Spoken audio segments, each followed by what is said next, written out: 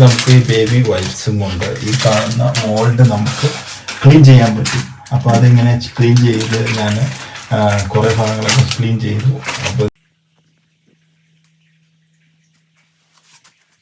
Wipes ഉപയോഗിച്ച് അതെല്ലാം നമ്മൾ സ്പ്രേ ഉപയോഗിച്ച് മോൾഡ് സ്പ്രേ ഉപയോഗിച്ച് ക്ലീൻ ചെയ്യുമ്പോൾ അതേപോലെ അതിനെ നല്ല രീതിയിൽ ക്ലീൻ ചെയ്തായിട്ട് കിട്ടും. ഇതുപോലെ 2 വൈപ്സ് എടുക്കുക.